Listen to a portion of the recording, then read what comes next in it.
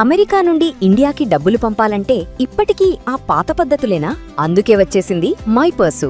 Download now.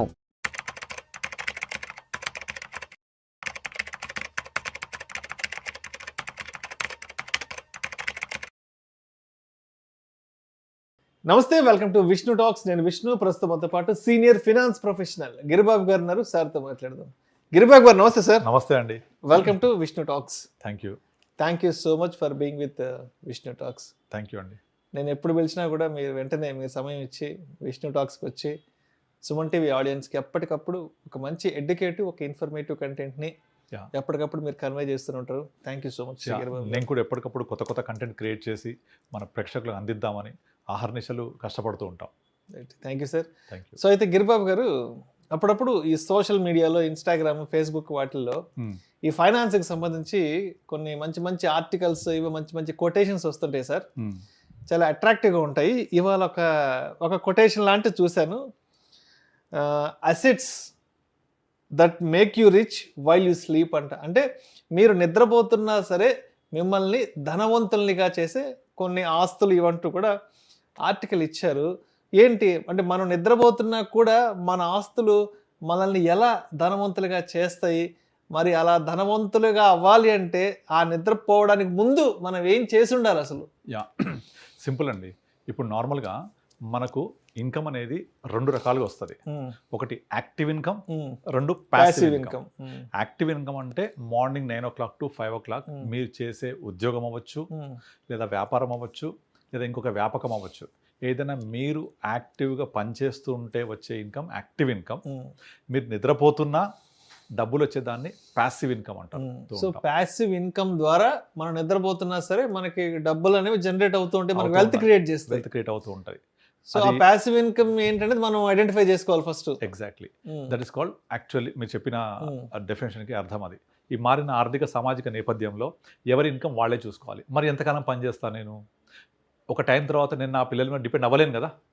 అప్పుడు నాకు అంటే నేను, నా భార్య ఇద్దరే, నా పిల్లలకు మంచి చదువు చెప్పించి వాళ్ళు సెటిల్ అయిపోతే మా ఇద్దరికి ఎవరు ఇన్కమ్ ఇవ్వాలి? నేను 80 దాకా పని చేయలేను కదా. నాకు డబ్బులు కావాలంటే దీన్ని ప్యాసివ్ ఇన్కమ్ అంటారు. ఆ ప్యాసివ్ ఇన్కమ్ ఎలా జనరేట్ చేసుకోవాలో కొన్ని మార్గాలు చెప్తున్నారు. అందులో ఫస్ట్ వచ్చేసి, మళ్ళీ మన చిన్నప్పుడు ఏం చెప్పేవాళ్ళు, 2 ఇళ్ళు ఉండాలి. ఒక ఇల్లు వచ్చేసి ఉండడానికి, ఒక ఇల్లు వచ్చేసి మనకు మంత్లీ రెంటల్ ఇన్కమ్ ఇవ్వడానికి. ఇది చాలా మంచి కాన్సెప్టే. కానీ ఒకప్పుడు ఆ ఇంటి యొక్క విలువ 10 లక్షలు ఉంటే 5,000-6,000 కిరాయి వచ్చేది. ఇవాళ ఇల్లు విలువ 1 కోటి రూపాయలు, 2 కోట్లు అయిపోయినాయి. కానీ కిరాయి 20,000-30,000 నుంచి రాదు. ఈవెన్ 3 కోట్లు ఉంటే తప్ప 40,000-50,000 రాదు. మీరు percentage of value and percentage of అది మన ఇన్కమ్ జనరేషన్ చూసుకుంటే గట్టిగా 30 పైసలు 40 పైసలు మించి కూడా ఇంట్రెస్ట్ రాదు. కమర్షియల్ వెళ్తే కూడా, కమర్షియల్ బిల్డింగ్లోకి వెళ్తే కూడా 60 పైసలు 50 పైసలు మించి రాదు. ఇది ఇన్కమ్. దెన్ దీనిపై అంటే ఫస్ట్ ఇలా ప్యాసివ్ ఇన్కమ్ తీసుకోవాలని మన పెద్దవాళ్ళు 2 ఇళ్ళు కొనుక్కోండి, ఒకటి ఉండండి, ఒకటి కిరాయికి ఇవ్వండి, దట్స్ ప్యాసివ్ ఇన్కమ్. దాన్ని ఒక అడుగు ముందుకేసి commercial buildings, commercial income, shops, తర్వాత వర్చువల్ రియాలిటీ అంటే పెద్ద మాల్ ఉంటుంది, అందులో ఒక 100, 150, 200 ఎస్ఎఫ్టీ తీసుకుంటారు, రీట్స్ లాగా. తర్వాత మీరు దాంట్లో ఇన్వెస్ట్ చేసేది ఒక 15-20 లక్షలు ఇన్వెస్ట్ చేస్తే మీకు ప్రతి నెల రెంట్ ఒక 10,000-15,000 వస్తుంటుంది జీవితాంతం. ఇవన్నీ ప్యాసివ్ ఇన్కమ్కి సంబంధించి రియల్ ఎస్టేట్ నేపథ్యంలో ఇవన్నీ కూడా. మనం సొంత ఇల్లు కొనుక్కోవచ్చు, రీట్స్ ఇన్వెస్ట్ చేయొచ్చు, వర్చువల్ రియాలిటీ కొనుక్కోవచ్చు, డబ్బులు ఎక్కువ ఉంటే కమర్షియల్ ప్రాపర్టీ కొనవచ్చు. కానీ వీటన్నిటికీ ఒక డ్రాబ్యాక్ ఏంటి అంటే లిక్విడిటీ ఉండదు. మళ్ళీ ఈ అసెట్ని రియలైజ్ చేయాలంటే కష్టమవుతుంది. ఇన్కము స్టడీగా గ్రో అవుతుంది తప్ప ఎక్స్పోనెన్షియల్ గ్రోత్ ఉండదు. అంటే నాకు ఎక్కువ ఇన్కమ్ కావాలంటే పెరగదు. ఇన్ఫ్లేషన్ని బీట్ చేయదు. ముఖ్యంగా ఇప్పుడు రెంటల్ ఇన్కమ్ ఉంది, అది ఒక అసెట్కి రెంట్ వచ్చింది అంటే మళ్ళీ ఆ రెంట్ పెరగాలంటే చాలా కష్టం. టెనెంట్ మారితే తప్ప పెరగదు. టెనెంట్ మారితే మళ్ళీ కొత్త టెనెంట్ దొరకడం కష్టం. కనుక టెనెంట్ ఉన్నంత కాలం అతను ఇచ్చే రెంట్ మీద ఆధారపడి ఉండాలి. నా ఖర్చులు పెరిగాయంటే ఎక్కువ రెంట్ ఇవ్వడు, ప్లస్ ప్రాపర్టీ ట్యాక్స్ నేను కట్టుకోవాలి, కొన్ని ఓనర్ కట్టే ఉంటాయి, ప్రతి 3-4 ఏళ్ళకు మెయింటెనెన్స్ చేయాలి, బిల్డింగ్ మెయింటెనెన్స్, కలర్స్ వేయించడము, అవన్నీ ఖర్చులు ఉంటూనే ఉంటాయి. వీటిని అన్నిటికంటే ముందు టెనెంట్ లేకపోతే జీతం అందులోంచి రెంట్ రాదు. సో ఈ ప్యాసివ్ ఇన్కమ్కి ఒక classic and good example real estate. కానీ దాని యొక్క ఈ డ్రాబ్యాక్స్, చెప్పిన డ్రాబ్యాక్స్ వల్ల దాని యొక్క ఇంపార్టెన్స్ తగ్గిపోయింది. ఇప్పుడు ఏమైపోయిందంటే అందరూ కూడా ఫైనాన్షియల్ ప్యాసివ్ ఇన్కమ్లోకి మళ్ళుతున్నారు. ఫైనాన్షియల్ ప్యాసివ్ ఇన్కమ్లో ఫస్ట్ మనకు గుర్తొచ్చేది డివిడెండ్ ఇన్కమ్. డివిడెండ్స్, షేర్ల మీద డివిడెండ్. ఎగ్జాక్ట్లీ. మంచి పిఎస్యు స్టాక్స్, మంచి డివిడెండ్ పేయర్స్ కొంతమంది ఉంటారు. అలాంటి స్టాక్స్ కొని పెట్టుకుంటే మీకు సంవత్సరానికి 8-9% చొప్పున డివిడెండ్ వస్తుంది, వాల్యుయేషన్ పెరుగుతుంది. మళ్ళీ ఇక్కడ ఒక డ్రాబ్యాక్ ఏంటి, dividend is taxable. Me marginal tax లాగా కట్టాలి. అంటే మీకు వచ్చే టోటల్ ఇన్కమ్కి డివిడెండ్స్ యాడ్ అయ్యి మీరు ట్యాక్స్ కడతారు. ఆ టోటల్ ఇన్కమ్ ఎంత ఉంది మీరు ఆ ప్రకారంగా ఇది యాడ్ చేసి కట్టుకోవాలి. అండ్ డివిడెండ్స్ అనేది ఎవ్రీ ఇయర్ కంపెనీస్ పే చేస్తాయి, క్వార్టర్లీ చేస్తాయి, కొన్ని హాఫ్ ఇయర్లీ చేస్తాయి, కొన్ని ఇయర్లీ చేస్తాయి, ప్లస్ అప్రిషియేట్ కూడా అవుతుంటుంది. ఇది స్టాక్ మార్కెట్లో ఉండే ఒక పెద్ద అడ్వాంటేజ్ డివిడెంట్ ఇన్కమ్. సపోజ్ ఆ స్టాక్ పెరగట్లేదు లేదా బాగా పెరిగిపోయింది, ఇట్లా బటన్ నొక్కి అమ్మేయచ్చు. లిక్విడిటీ ప్లస్ డివిడెంట్ ఆప్షన్ 8-10%, అంటే which is bigger than the real estate. Again real estate 5-6% నుంచి వర్కౌట్ కాదు ఎక్కడ కూడా, బట్ ఇక్కడ 8-10% వర్కౌట్ అయిపోతుంది డివిడెంట్ స్టాక్స్లో, ప్లస్ లిక్విడిటీ. నెక్స్ట్ ఇంకోటి ముందుకేసి మనము ఫైనాన్షియల్ దాంట్లోనే మ్యూచువల్ ఫండ్స్ అని ఇంకోటి ఉంటుంది. ఆ మ్యూచువల్ ఫండ్స్లో ద బిగ్గెస్ట్ ప్రపంచం అంతా ఇప్పుడు మాట్లాడుకుంటుంది SWP గురించి, సిస్టమాటిక్ విత్డ్రావల్ ప్లాన్. ఇది బాప్ for all kind of passive incomes. మీరు ఉద్యోగం స్టార్ట్ అయిన దగ్గర నుంచి మీరు అడిగారు కదా ప్యాసివ్ ఇన్కమ్ నిద్రపోతున్న ఎలా సంపాదించుకోవాలని. ఉద్యోగం స్టార్ట్ అయిన దగ్గర నుంచి లేదా బిజినెస్ అయితే బిజినెస్ స్టార్టింగ్ దగ్గర నుంచి కొంచెం 5,000-10,000 కూడా మంచి ఇన్కమే. వయసు నుంచి స్టార్ట్ చేసుకోవాలి. Early investment is good. Exactly. 50 వచ్చేప్పటికి అది మొత్తం కలిపి మన కాంపోనెంట్ ప్రకారం ఒక 4-5 కోట్లు అవుతుంది. దాంట్లో నుంచి ప్రతి నెల 3 లక్షలు సిస్టమాటిక్ విత్డ్రావల్ ప్లాన్ ద్వారా రిక్వెస్ట్ చేసుకొని దీంట్లో తక్కువ ట్యాక్సెస్ ఉంటుంది, 12.5%. ఆఫ్టర్ 1.25 lakh దట్టు మనం విత్డ్రా చేసుకున్న నుంచి ప్రిన్సిపల్ పోయిన తర్వాత ఓన్లీ ప్రాఫిట్ మీద ట్యాక్స్ ఇస్తారు, చాలా తక్కువ. పర్సనల్ ఇన్కమ్కి యాడ్ చేయక్కర్లేదు. పర్సనల్ ఇన్కమ్ ఉంటే 12 lakhs వరకు ఏదైతే ఉందో అది పోను ఎక్స్ట్రా. ఇది అంటే tax efficient, more money. Suppose నా ఖర్చులు పెరిగాయి, నా వయసు పెరిగింది, ఇంక్రీజ్ యువర్ SWP కాంపోనెంట్. అలా మన చేతిలో ఫ్లెక్సిబిలిటీ ఉంటుంది, పెంచుకోవచ్చు, తగ్గించుకోవచ్చు, ఒక 3 నెలలు అక్కర్లేదు, ఆపవచ్చు, ఇంకా ఇంక్రీజ్ చేసుకోవచ్చు, లేదా కొంత అసలు నుంచి తీసుకోవచ్చు, లెస్ టాక్సేషన్, అన్ని విధాలు తీసుకుంటే సిస్టమేటికల్లీ విత్డ్రా చేసుకోవడానికి చాలా మంచి ప్లానింగ్లా చేసుకోవచ్చు. అంటే ప్యాసివ్ ఇన్కమ్ రియల్ ఎస్టేట్ నుంచి మనం ఇప్పుడు ఫైనాన్షియల్ అసెట్స్లోకి మూవ్ అయినప్పుడు డివిడెంట్ ఇన్కమ్ ఎలా వాళ్ళు పే చేస్తే మనకు వస్తుంది, సిస్టమేటిక్ విత్డ్రావల్ ప్లాన్ అనేది మనము రిక్వెస్ట్ ఇచ్చుకొని తీసుకునేది. ఇది ఒక బెస్ట్ ఆప్షన్. ఇంకొక ఆప్షన్ రాయల్టీ. అందరి వల్ల కాకపోవచ్చు, ఇది కొన్ని బుక్స్ రాసిస్తారు, రాసి ఆ బుక్స్ ని సేల్ పెడతారు. మనం జీవితాంతకాలం ఆ బుక్స్ కాలం వస్తూనే ఉంటుంది, గుడ్ రాయల్టీ. తర్వాత కొన్ని రకాల ఇంటెలెక్చువల్ ప్రాపర్టీ రైట్స్ ఉంటాయి.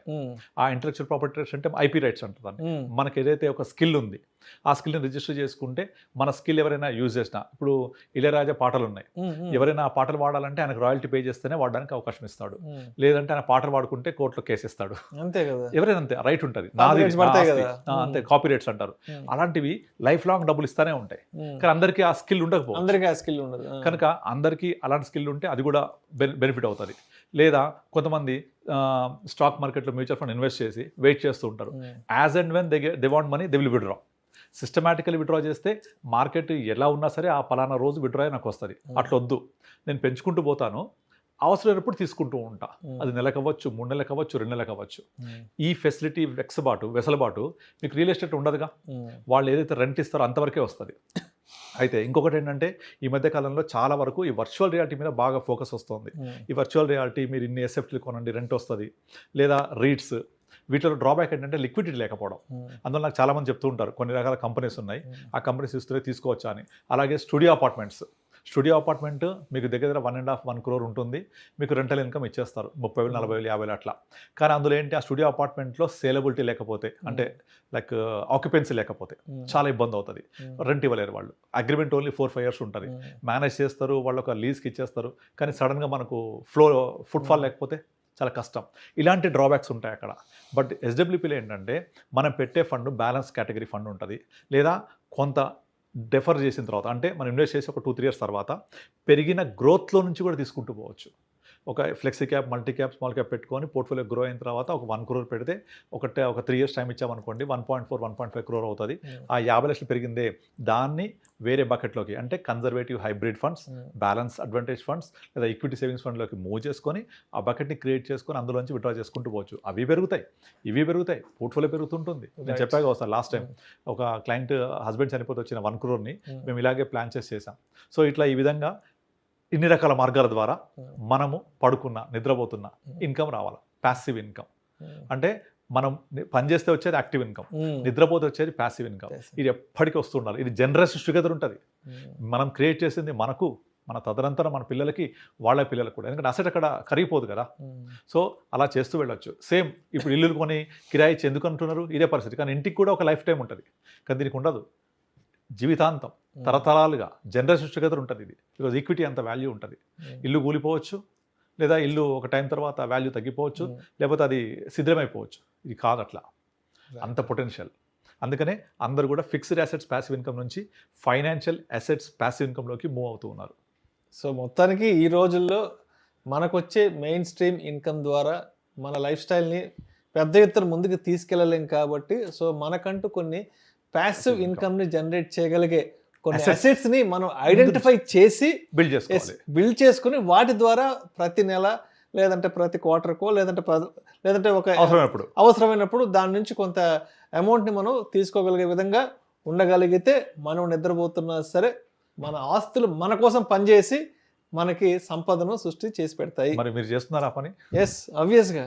మరి చేసేసారు ఆల్రెడీ. ఎందుకంటే ఇప్పుడు ఇక్కడ కూర్చొని మనం ఇంతమందికి ఎడ్యుకేట్ చేసినప్పుడు ఫస్ట్ మనం చేస్తేనే మనకు ఒక ఎక్స్పీరియన్స్ వస్తుంది.